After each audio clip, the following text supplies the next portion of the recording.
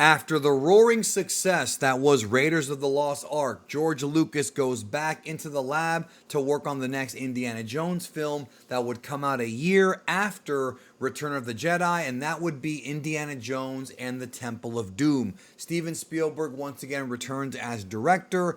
Lucas is the writer, but this time Lawrence Kasdan, who co-wrote the first film, mostly dialogue and things like that, this time he no longer is the co-writer. Instead, Lucas brought along people who he worked with on American Graffiti, which is Willard Huyck. Did I say his name right? Is it Huyck? And Gloria Katz. And they helped put together the sequel, Indiana Jones and the Temple of Doom. A movie that is very historic, I would say, for a number of different reasons. And we're going to talk about them today here as we continue the countdown to the Dial of Destiny. Now, with this film, from what I remember, Lucas had trouble coming up with a sequel because he didn't want the Nazis to be the villains. So instead, he chose to go the prequel route and set this movie before the events of the first Indiana Jones film, Raiders of the Lost Ark. However, as a kid, I didn't even realize, because obviously I didn't know anything about World War II, or at least not much about it, that this movie took place before Raiders. Like, it didn't hit me. It didn't make sense to me until I grew up. So you could watch them in any order. Well, maybe not the third one, but you can watch them Raiders then this one, or this one then that one if you want. Personally, I like to do release order, but this would be George Lucas's first prequel way before The Phantom Menace. This film was not very well received when it first came out. Most criticism came from the fact that compared to the first movie, it's a much darker film and visually way more disturbing. I mean, even as a kid, there are multiple parts about this movie that gross me out. And I was the kind of kid that would watch horror movies all the time. You know, I wasn't really afraid of gore and things like that, but there are so many things in this movie that are just sick and, you know, visually can you know, kind of gross people out. And I don't just mean with the gore. I also mean with, well, of course, that dinner scene and, you know, the scene with all the bugs and everything. There's just stuff in this movie that's meant to, like, kind of mess with you a little bit, kind of mess with the audience a bit. And I think Spielberg had fun with it. Plus, it's a bit more violent than the first one. However, as time went by, the movie kind of became a cult classic. In fact, as a kid, this is my favorite one. I remember enjoying this movie more than Raiders and more than Last Crusade. That was me as a kid. Then, as I got older, Raiders became my favorite, which I discussed in the previous video. Now, one thing that this movie is always going to be remembered for, like it or not, is the fact that the MPAA changed the rules of this film because this is the first movie in the history of movies to be given a PG-13 rating. That's right. The rating PG-13 was something that they had to come up with shortly after it came out because it was so borderline. It wasn't all the way super violent or profane that it became like a hard R, and it wasn't too kiddie. So that's where PG-13 came from. So prior to this movie, there are no PG-13 movies unless the MPAA went in and kind of regraded them, I guess you can say. But I don't know if that even happened, to be honest with you. I think I remember hearing that might have happened, but I'm not sure. Maybe with like an alternate cut or something, but I believe that prior to this, there's no PG-13. Now, once again, John Williams returns to score the film, and again, another phenomenal soundtrack. I mean, I don't even have to say it because it's so obvious, right? When it comes to this movie, I want to talk about how I felt about it watching it this last time here in 2023. While I feel like Raiders of the Lost Ark was a more balanced film, it's got more sort of consistency to it. And obviously Karen Adams, who I just love in everything, I really, really, really like Temple of Doom. I was not expecting to like this movie as much as I did watching it this go around. The second half of this movie, when they get to the part where they're trapped under the spikes and they're trying to, you know, the part in that whole sequence where they're trying to, like, you know, she thinks that Indy wants her and there's trap doors and all that, and then, you know, that obviously leads to them finding out about the cult. from that moment to the end, this movie blew away Raiders. And I know that's going to be a tough thing for some to swallow, and I get it because Raiders has that epic finale, which I loved, and that great chase sequence. But this, to me, dude, everything from the cult, Indy's fake out, the heart puller guy, the stuff with the bugs. I love like stories with like secret passages and catacombs and puzzle solving. I love that stuff.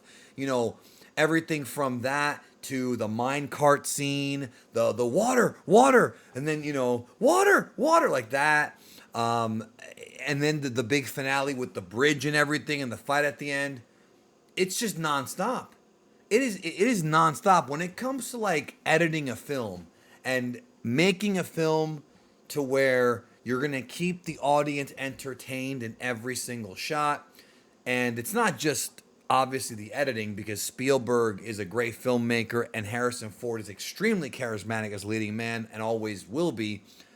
Still, the editing here, like, it's people who want to make solid action films or at least have action sequences need to study this movie, because from that halfway point and up, bro, it's just phenomenal. To me, it's better than Raiders, and that, I never thought I would say that because how much I love Raiders, and Raiders probably has the better characters, I would say. This movie's kind of, no offense to Kate Capshaw, who did end up marrying Steven Spielberg. She's just not Karen Adams to me. She's not as interesting in my opinion, even though she is charismatic in her own right. And Ke Huy Quan as Short Round, he goes from being cool to kind of annoying in some parts of the movie. So the characters themselves just aren't as interesting, and neither are the villains, except for their creepy occult powers. But man, like those last 30 minutes are so good. And that's not the only parts of the movie. The opening sequence at the Obi-Wan Lounge or whatever, dude, that sequence with Lao Che and the diamond, and I'll trade you the diamond for the ashes and all that stuff with the gun. That is such a beautiful opening sequence to a movie. It's no question this is even more so than Raiders. Spielberg borrowed from Bond. He borrowed a lot from Bond here, because you even have freaking Harrison Ford as Indy in a tux, with a bow tie. Like, there's a lot of Bond in this opening sequence, and I loved it very much. And I love how, unlike Raiders, it's almost like one consistent story, because that opening sequence leads to him even meeting the character of Willie and getting into the plane and eventually winding up in India, where the rest of the movie takes place. So I found it to be just a real smooth ride. And it was definitely smoother than the previous times I had watched this one. For some reason, I just remember liking it when I was a kid, but I remember when I saw it maybe 15 years ago on DVD, I thought it was a bumpier ride. And I guess when they talk to like the weird Indian guy who tells them about the whole Shiva thing and the legend, that's a little slow. They could have cut through that a bit better, I think. But after that, from then on, it's just great movie making. I don't really understand. Like, I do understand if this is your least favorite indie film. I don't understand how somebody can say it's bad, though. Like, it's objectively a good movie. It's fun. It's entertaining. It's actually, even though it's darker than Raiders, it's got a surprising amount of comedy. Like, I would say more than Raiders, in many ways. I know that there's probably people out there who discount it because it has a lot more of like a black magic vibe and human sacrifice and things like that. Things that are, obviously darker topics, but also a bit more fantastical. But in Raiders, they open up the Ark of the Covenant and these like spirits come out and they wipe out the Nazis. So, I mean, it's, to me, I don't think having something like that in an Indiana Jones movie is too far-fetched. It reminds me of how people complain about there were aliens in Indy 4, which I'm sure I'll get to when I review that one.